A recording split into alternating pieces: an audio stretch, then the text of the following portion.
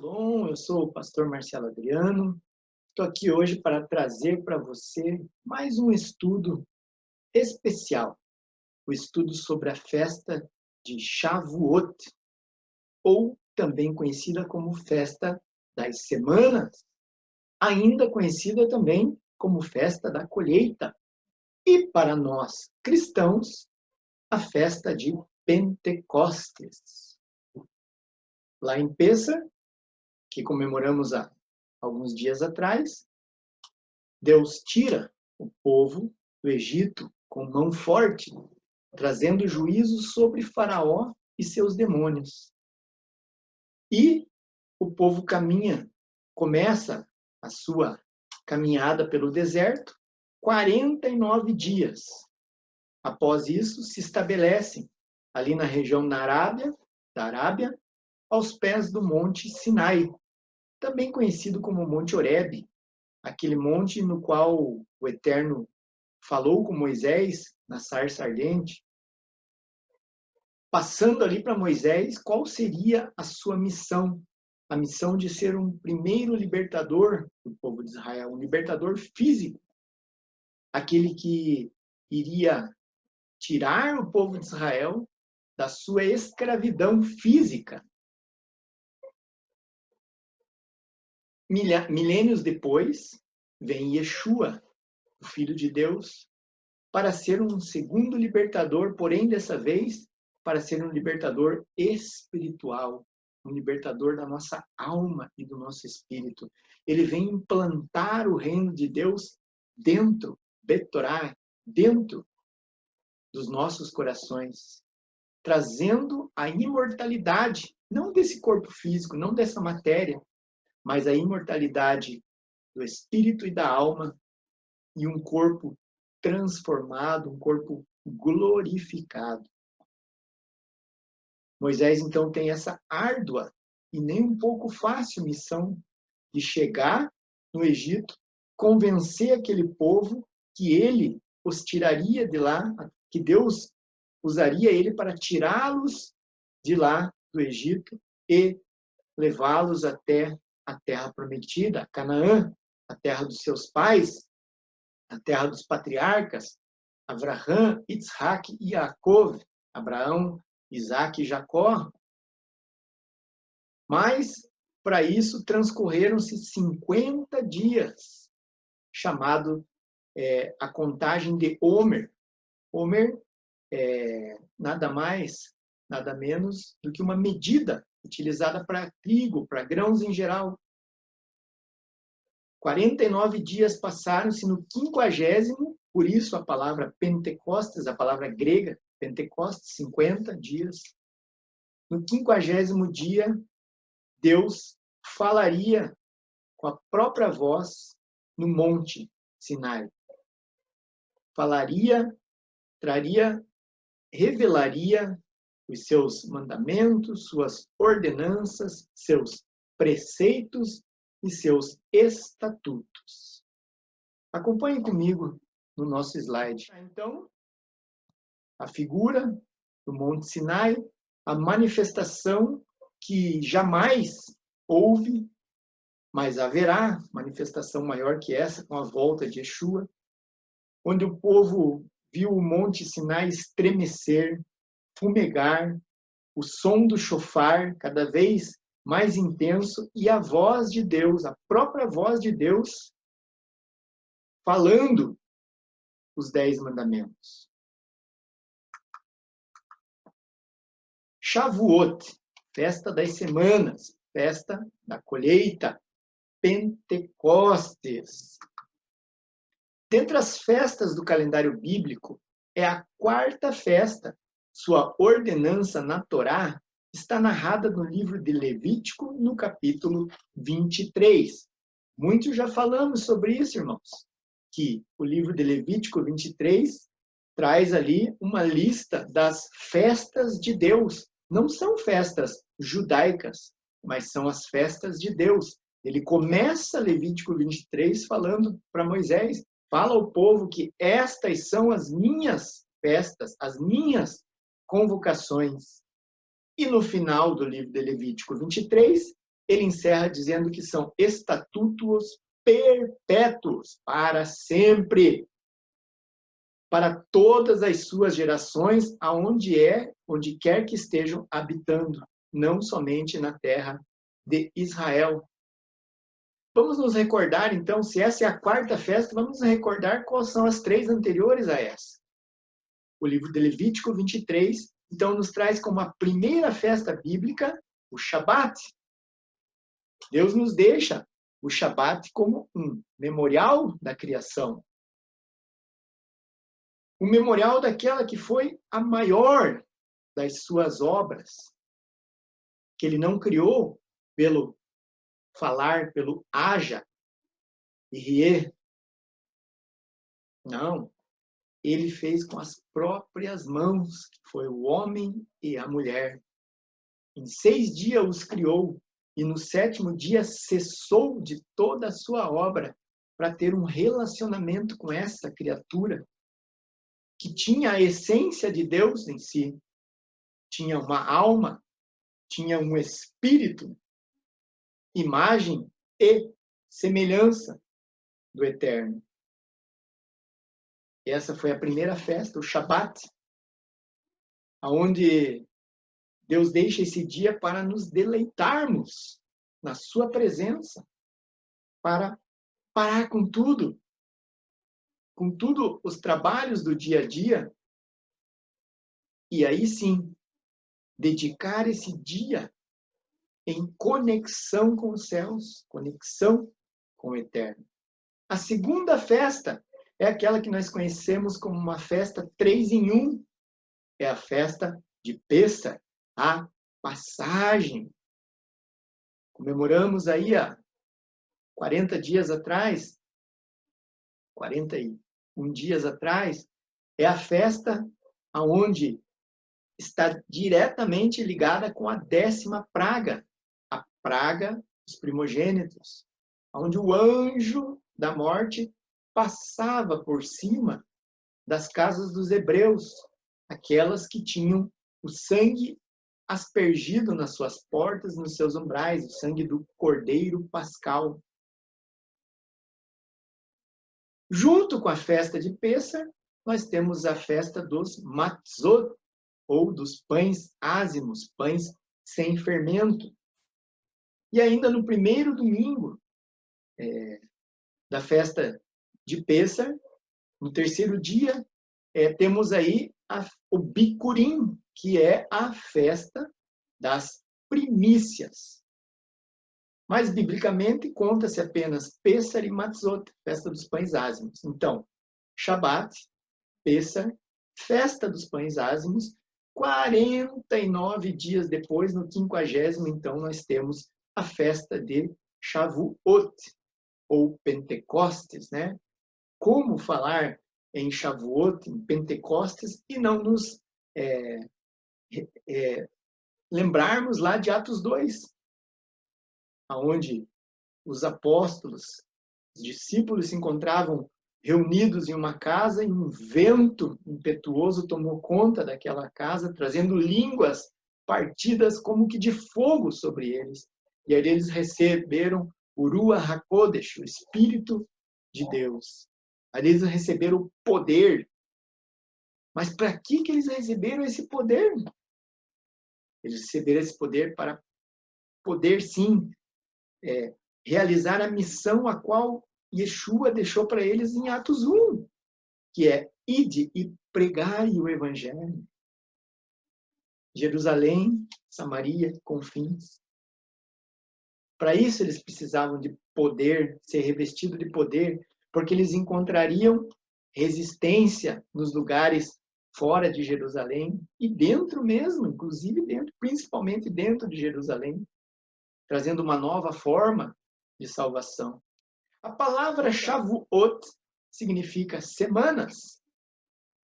Assinala a compleição de 7 semanas entre Pêssar e Shavuot, o período do Homer, a contagem do Homer, durante o qual o povo judeu preparou-se para a outorga da Torá. Durante esse tempo, purificou-se das cicatrizes da escravidão e tornou-se uma nação sagrada, pronta a entrar em uma aliança eterna com Deus. Por que, irmãos? Por que será que o povo precisava receber uma Torá que não é lei, instruções de Deus?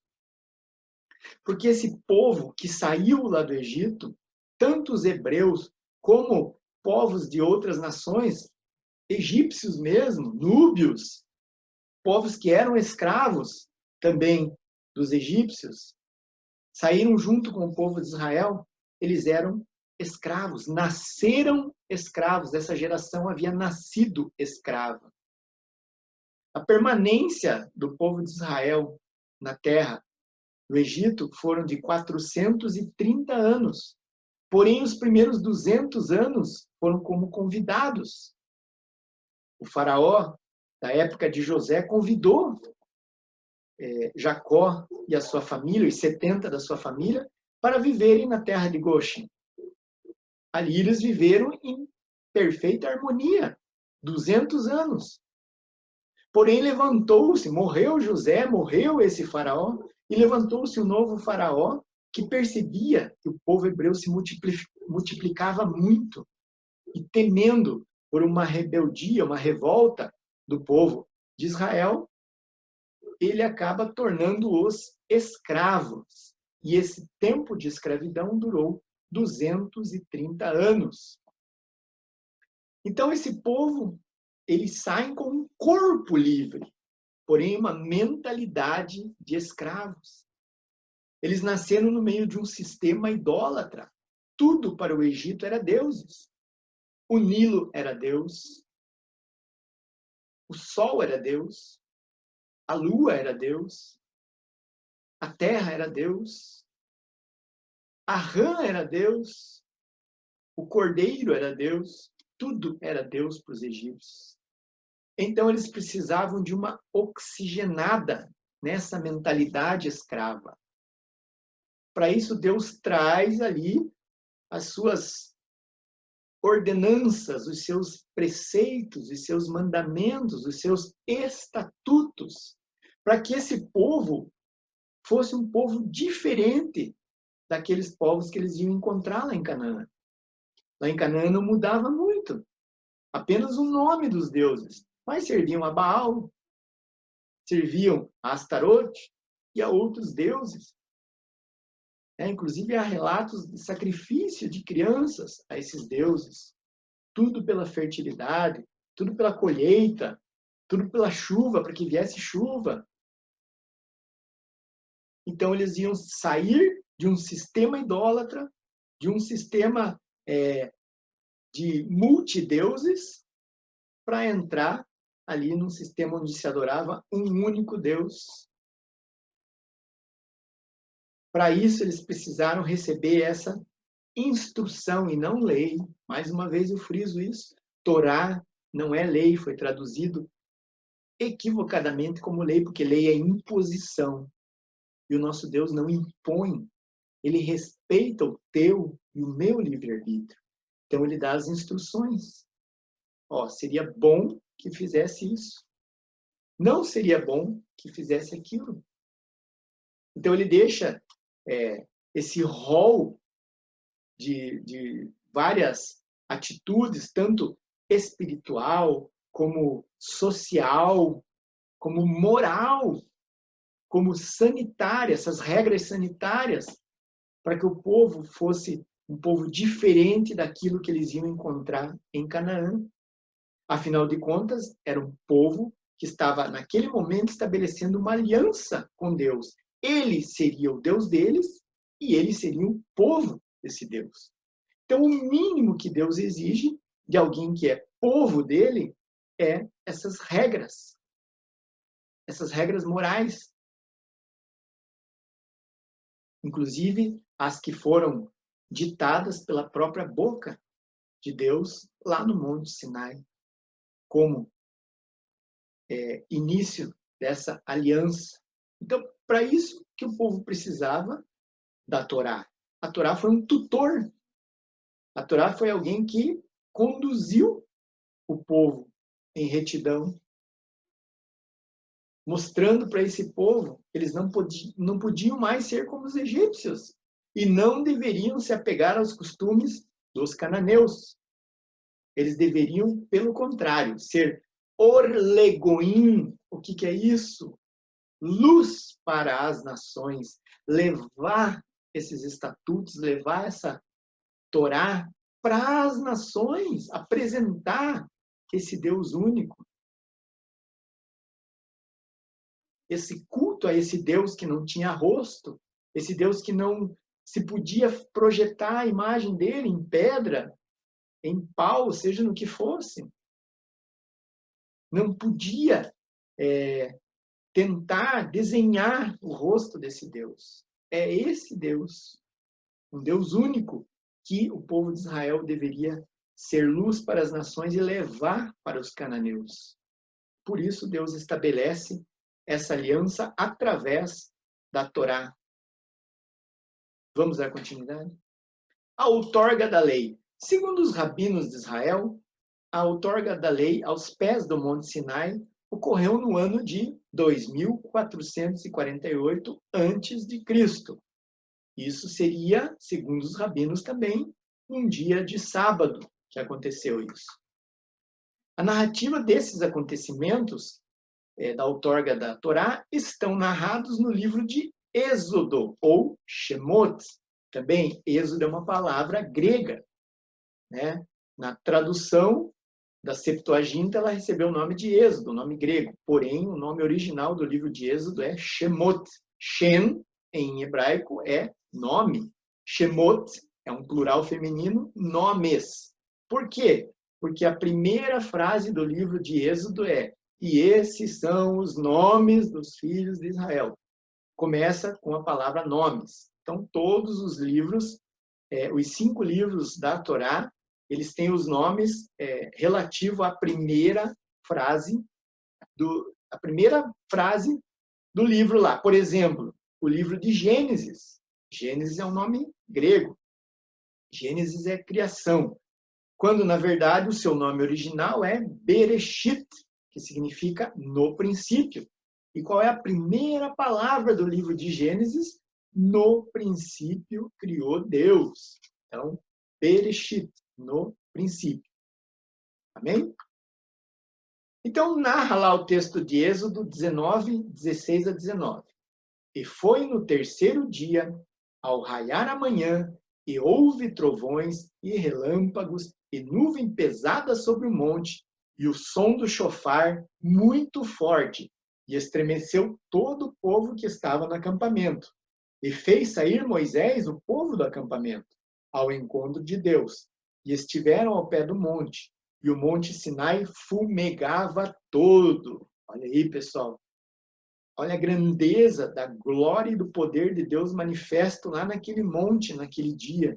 Olha o privilégio desses hebreus, porque apareceu sobre ele o Eterno em fogo, e subiu sua fumaça como fumo de fornalha, e estremeceu muito todo o monte.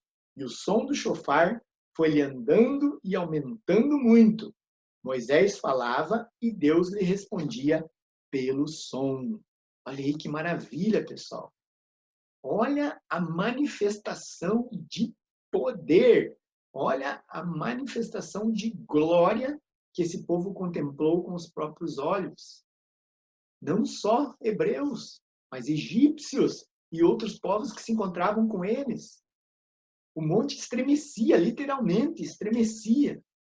Fumegava, saia fumaça.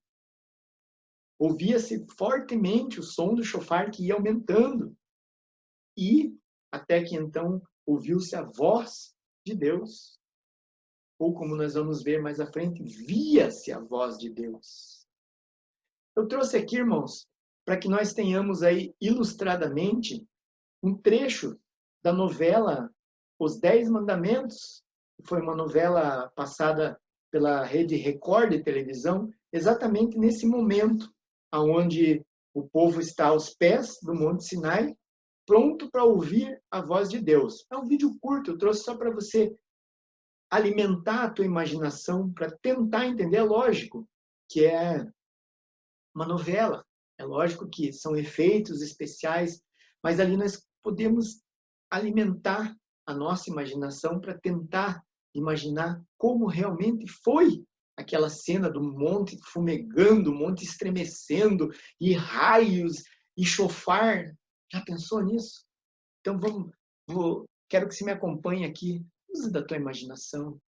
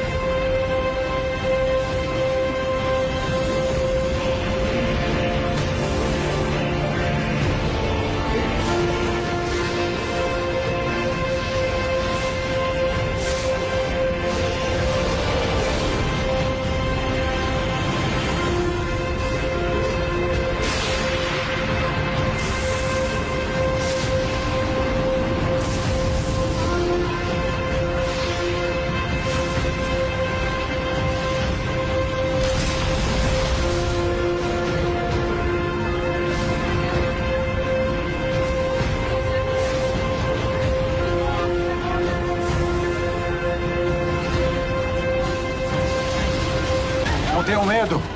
O Senhor falará ao seu povo. Maravilhoso, né? Deu para imaginar, né? Consegue se colocar lá, naquele lugar, naquele momento? Consegue imaginar aquela glória? Será que ficaríamos com medo, como o povo provavelmente ficou e ficou com medo? Tanto que mais para frente nós vamos ver, eles pedem para Moisés: chega, Moisés, nós não vamos aguentar isso, nós vamos morrer. Volta a ser como era antes. Você fala com Deus e transmite para nós. É de estremecer a glória derramada sobre aquele lugar.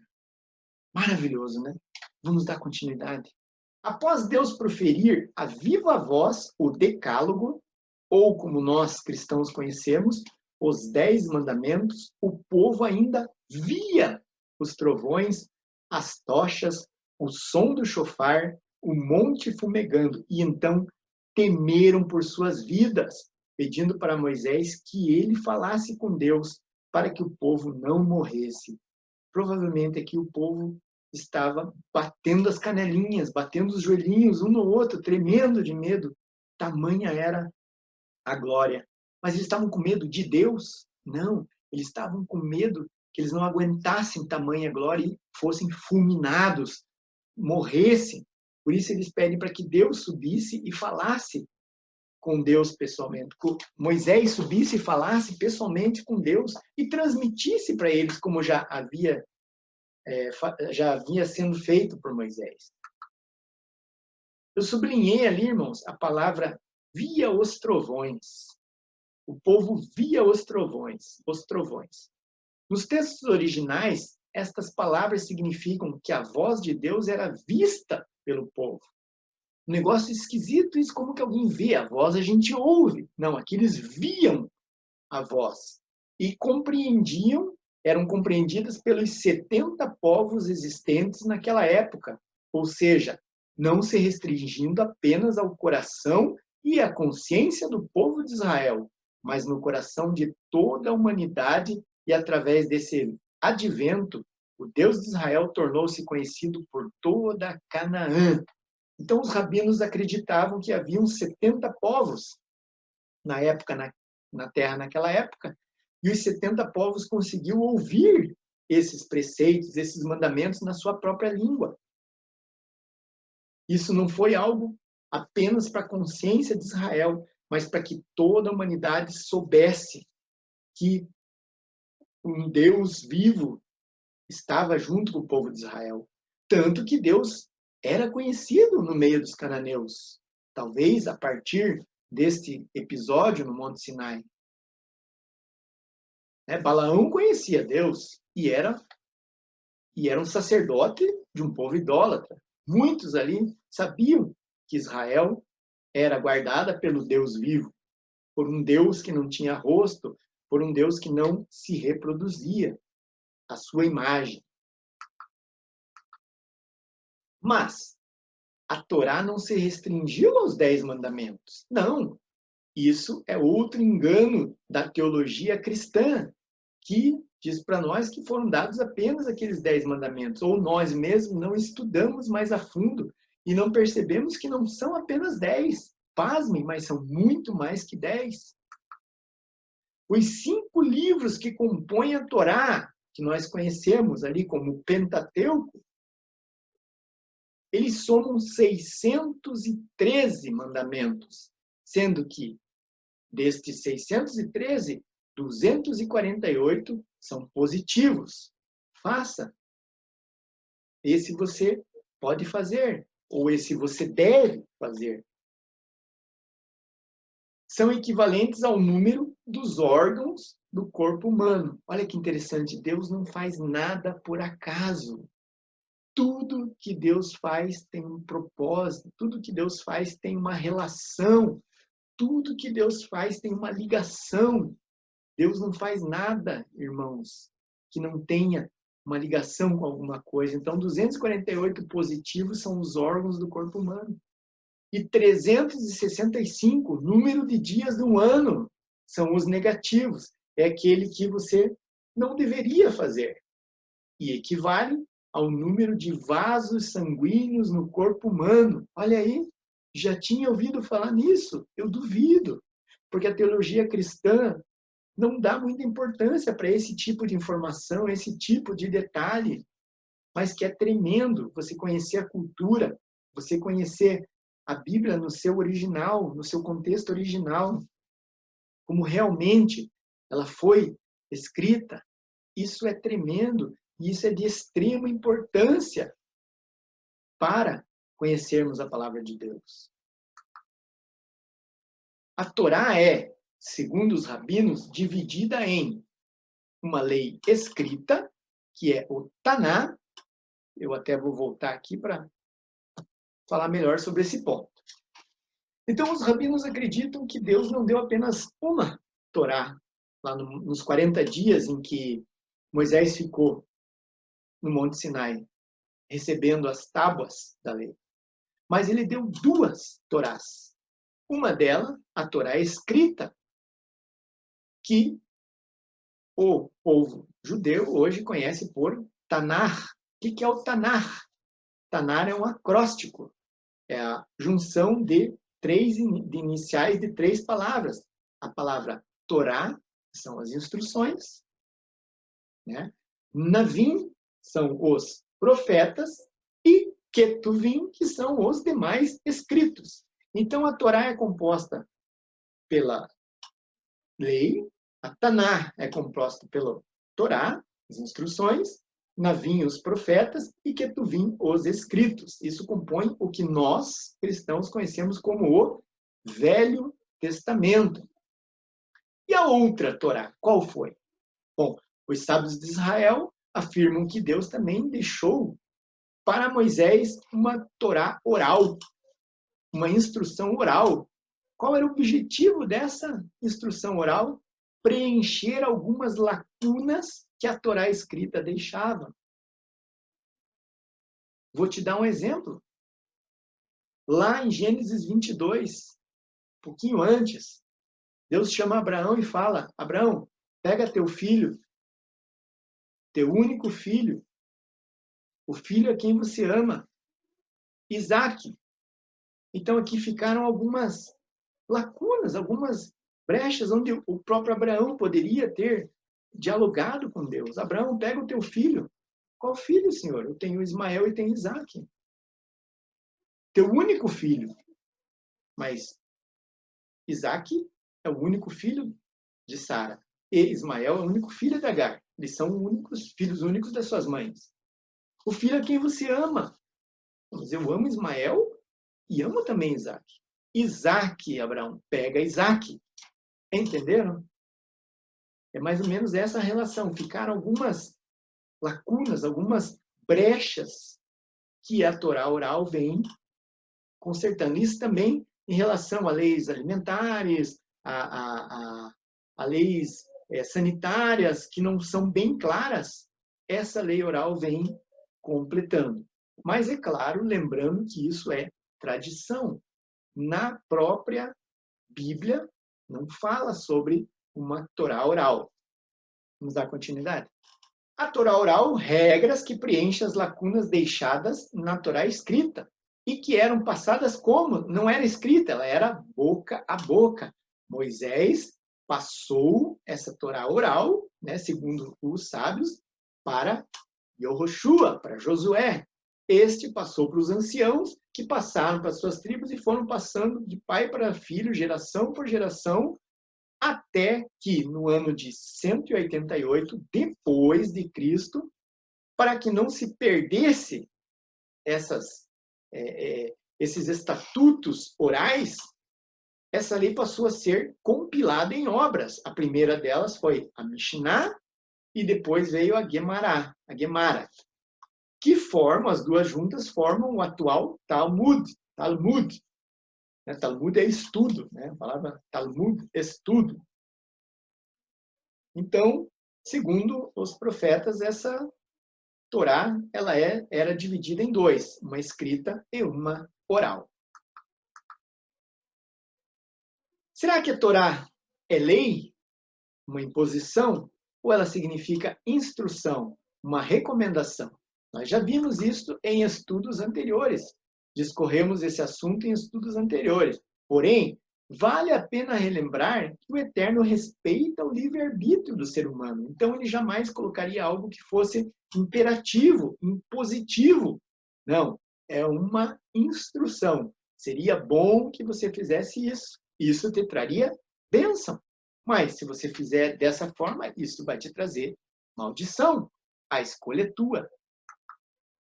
A Torá é composta de mandamentos, ordenanças, preceitos e estatutos. Muitos desses mandamentos não se aplicam aos nossos dias, pois dependiam exclusivamente da existência do templo. O templo que foi destruído, né, pela segunda vez. A primeira vez ele foi destruído no ano de 586 a.C. por Nabucodonosor, quando os babilônios invadiram Jerusalém. Foi reconstruído lá nos tempos de Esdras, Neemias, na época de Zorobabel, reformado lá pelo rei Herodes o Grande e destruído novamente e definitivamente no ano de 70 depois de Cristo pelo imperador Tito, imperador romano Tito. Então, alguns desses mandamentos dependem da existência do templo e outros cumpridos na terra de Israel. Por isso, muitos desses não se adequam, não se aplicam aos nossos dias. E qual a vantagem para aquele que cumpre os mandamentos de Deus? Também já estudamos isso, irmãos. Aquele que obedece os mandamentos, ele é bendito. A palavra mevorá, em hebraico, bendito, mevorá. Yeshua afirma lá no Evangelho de João, capítulo 14, 21, que quem tem os meus mandamentos e os guarda, esse me ama. E quem me ama será amado por meu Pai, e eu o amarei e me revelarei a ele. Palavras do próprio Cristo, de Jesus. Irmãos, uma coisa que eu quero que fique clara aqui. Em todo o seu ministério, nos 3 anos e poucos de ministério de Jesus na Terra, ele jamais trouxe algo que fosse contra a Torá, que estivesse em discordância da Torá. Porém, ele simplificou muitos dos mandamentos. Ele até falava, está escrito tal coisa, porém eu vos digo. Ele simplificava. Às vezes dificultava. Está escrito adultério, aquele que se deita com outra mulher, que não é sua esposa. Porém, eu vos digo que se um homem olhar para uma mulher e desejar, acabou de cometer adultério com ela. Né? Está escrito homicídio, matar alguém. Porém, eu vos digo, se alguém disser racar, que significa tolo, significa maldito, alguma coisa assim, tolo, esse acabou de cometer homicídio contra o seu irmão. Então, às vezes, ele facilitava, às vezes, ele dificultava. Mas tudo estava em concordância total com a Torá do seu pai. Os únicos 2 novos mandamentos que Yeshua deixa no Novo Testamento é o batismo, a imersão nas águas, como símbolo da nova criatura, e a seudá, a ceia, um memorial. É algo que, quando fazemos, estamos lembrando que Cristo morreu, ressuscitou e que um dia ele retornará. Então, nada do que Jesus pregou foi contra os evangelhos, contra os preceitos do seu Pai. Por isso que nós dizemos, né, sempre citamos aqui Mateus 5,17, que ele diz que não veio para abolir nada, mas ele veio para preencher, para completar. Então, Yeshua diz que aquele que tem os mandamentos, guarda eles. Não adianta somente ter e não guardar. Guardando, você mostra que você ama. Então, diferentemente daquela aliança do Sinai, você não obedece e nem ama para ser salvo. Você obedece e ama em gratidão de ter recebido essa salvação agora pelo sacrifício desse Messias. A Torá passou a existir a partir de Êxodo 19, 20? Será que ali que foi a outorga da lei, significa que ali é que Deus teve aquelas estatutos, aqueles preceitos, ali que ele teve ideia daquilo tudo para passar para o povo, aquilo sempre existiu? Qual será a resposta para essa nossa pergunta? Pasme, irmãos, mas a resposta é não. A Torá sempre existiu. Ela apenas foi revelada e passou a ser escrita em tábuas a partir de Êxodo. Porém, sempre ela existiu. Várias passagens no livro de Gênesis, anos, centenas, milhares de anos antes desse episódio de Êxodo, mostram que os servos do passado conheciam os mandamentos de Deus. O próprio Deus, em Gênesis 2, 3, abençoa e santifica o Shabat. Então, a partir do momento que Deus abençoa e santifica um dia, esse dia passa a ser santo, separado dos demais. De domingo a sexta são dias normais, mas o sábado é um dia santo e um dia abençoado. Aí, em Levítico 23, ele passou a constar, então, como um dia, em Êxodo primeiro, né, Êxodo 20, 19 e 20, e depois em Levítico 23, como um dia de festa, um dia de alegria, um dia memorial à criação. Gênesis 7, Deus manda Noé separar animais puros e impuros para colocar dentro da arca. Como é que esse abençoado do Noé sabia quais eram os animais puros e quais eram animais impuros, se a lei alimentar só veio surgir milhares de anos lá na frente em Levítico 11? Porque Noé já conhecia. Aqueles que serviam a Deus já tinham os seus mandamentos. Gênesis 9, Deus manda Noé não comer carne com sangue. Olha aí, algo que se repete lá em Levítico 17, onde Deus fala que aos filhos de Israel que não devem comer carne com sangue, pois a vida está no sangue. Gênesis 18, Abraão dá o dízimo dos despojos de guerra para Malquisedeque, ou Melquisedeque. A lei do dízimo só veio surgir lá em Levítico 27, onde o povo juntava lá da sua colheita para alimentar os levitas, aqueles que não receberam terra, aquela tribo que não recebeu terra. Eles eram sacerdotes, então eles eram alimentados com a 10ª parte do povo. Mas Abraão, lá em Gênesis 12, já dava dízimo. Né? Jacó prometeu que se Deus o abençoasse, ele lhe daria o dízimo de tudo. Então eles já conheciam esse princípio de dízimo. Mas como? Se só foi aparecer milhares de anos depois? A resposta é simples, irmãos. Sempre. Deus sempre teve esses preceitos, esses estatutos, esses mandamentos, essas ordenanças, sempre para os seus, aqueles que o serviam. Ele queria que eles fossem diferentes. Abraão era visto como diferente. Ele vai até o Egito e eles veem que há algo diferente nele. O próprio Isaac vai até os filisteus e eles veem que nele há algo diferente. Porque ele cumpria aquilo que Deus determinava para eles. Então os fazia, os tornava diferentes, servos diferentes do que aqueles povos idólatras eram acostumados. Então a Torá do Eterno sempre existiu. Será que Adão e Eva conheciam a Torá de Deus? Provavelmente. A Torá de Deus estava lá no jardim, segundo os sábios de Israel, em formato de uma árvore, a árvore da vida, Etz Haim, a árvore da vida. Essa era a Torá de Deus. Vamos dar continuidade. Já estamos caminhando para o fim desse nosso estudo. Como comemoramos, então, nos dias de hoje, a festa de Shavuot, a festa de Pentecostes? Lembramos que ao participar de qualquer uma dessas festas bíblicas, dessas santas convocações, citadas e elencadas lá no livro de Levítico 23, nós não fazemos uma cópia fiel ao que aconteceu no dia, mas sim nós realizamos alguns atos como memorial a estas festas, assim como nós fazemos com a Santa Ceia.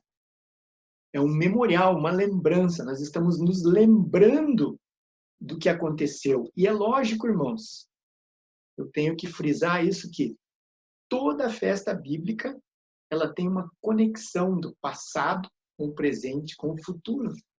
A festa de Shavuot é um exemplo vivo disso.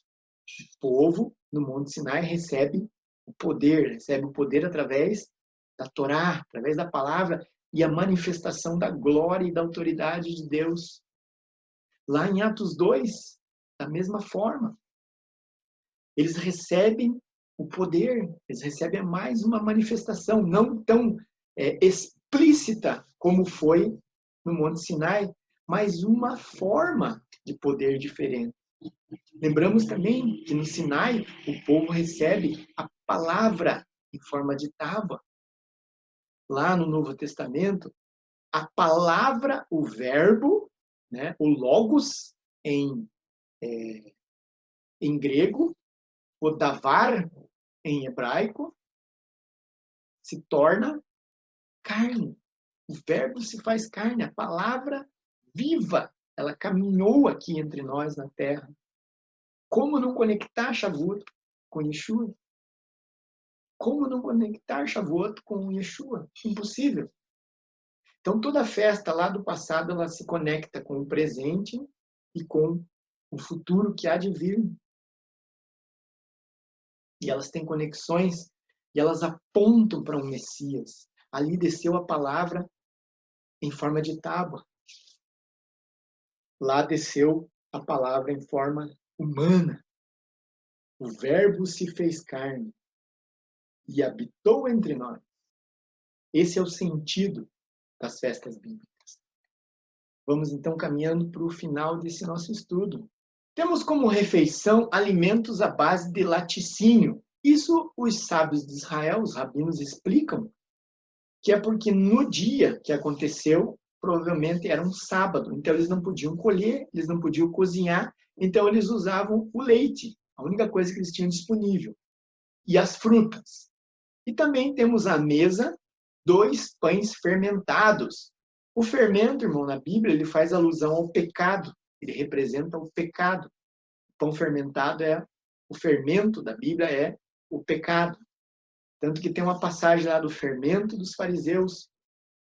Paulo, em 1 Coríntios 5:8, diz que nós devemos comemorar a festa dos pães ázimos, não com o fermento da malícia, mas sim com os pães sem fermento, né? Ele queria dizer que nós não deveríamos ter a malícia, mas deveríamos ter a bondade dentro dos nossos corações.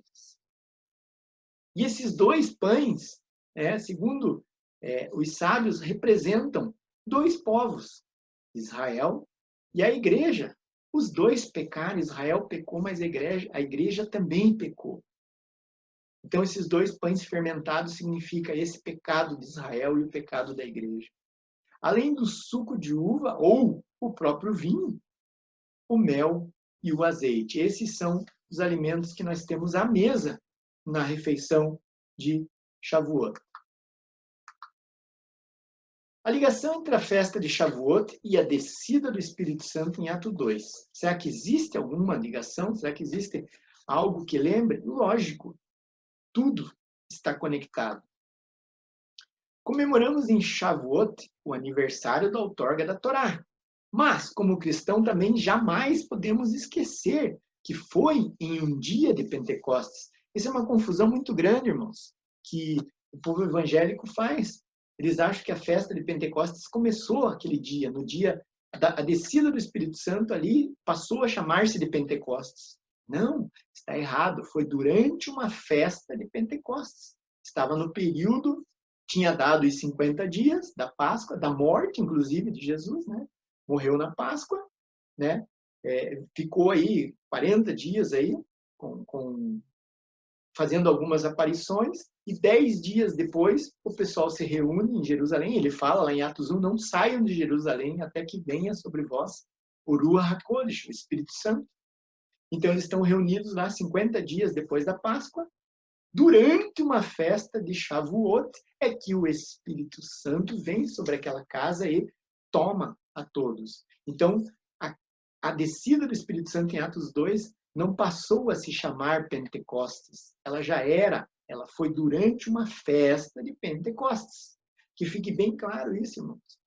Não há muito interesse nos teólogos, nos pastores evangélicos em dar esse tipo de conhecimento, talvez porque não vejam importância nisso, mas eu te digo que é de extrema importância. Todo conhecimento é de extrema importância. Não sejamos ignorantes quanto à Bíblia. Então, desmistificando Pentecostes não começa em Atos 2, mas sim é uma festa que vinha ocorrendo desde lá do Êxodo, que exatamente ali, no dia da festa de Shavuot, foi que o Espírito Santo desceu. É lógico, para fazer essa conexão. A palavra em tábua, a palavra viva, agora desce sobre eles na forma do Consolador, daquele que é o orientador, aquele que dá a direção. A Torá era o tutor até Cristo. Cristo vem e o Espírito Santo agora é quem nos guia, nos dirige, é o nosso tutor. Consegue perceber com uma total conexão entre um acontecimento e o outro acontecimento? Pois muito bem, vamos dar continuidade. Comemoramos em Shavuot o aniversário da outorga da Torá. Mas, como cristão, não podemos esquecer que foi em um dia de Shavuot que se cumpriu o profetizado por Joel. Joel 3:1. Depois disso, derramarei meu espírito sobre toda a humanidade. Seus filhos e filhas profetizarão, os idosos terão sonhos e os rapazes terão visões. Olha aqui, ó. Aqui é um bom texto para você descobrir se você está mais para rapaz ou está mais para idoso. Se você está tendo sonhos proféticos, você já está mais para um idoso. Se está tendo visões, permanece aí como um rapaz. Brincadeira à parte. Shavuot é uma ordenança do nosso Deus. E é uma grande bênção poder celebrar essa festa. Principalmente quando na nossa mente, nós não somos escravizados pela religiosidade. Então nós temos em mente que é a festa também do Espírito Santo, porque sem ele a nossa obra seria morta. E nós seríamos simplesmente membros de mais uma religião qualquer no mundo. Sem o Espírito Santo, nós seríamos uma seita, mais uma das centenas de milhares de religiões que existem pelo mundo. A nós, como a noiva do Messias, sendo embelezada, ataviada pelo próprio Espírito Santo de Deus, só nos resta caminhar seguros na esperança daquele dia em que todos nós o veremos face a face, celebrando com ele as bodas do Cordeiro. Neste ano bíblico de 5.780, é o ano da Bíblia, né? O ano bíblico, não desse calendário romano, gregoriano que nós temos, onde nós estamos no ano de 2020, da Era Comum. Então, no ano 5.780, contado desde o sexto dia da criação até hoje. A festa de Shavuot acontece ao pôr do sol do dia 28 de maio, na próxima quinta-feira, até o pôr do sol do dia 30 de maio, sábado, Shabat.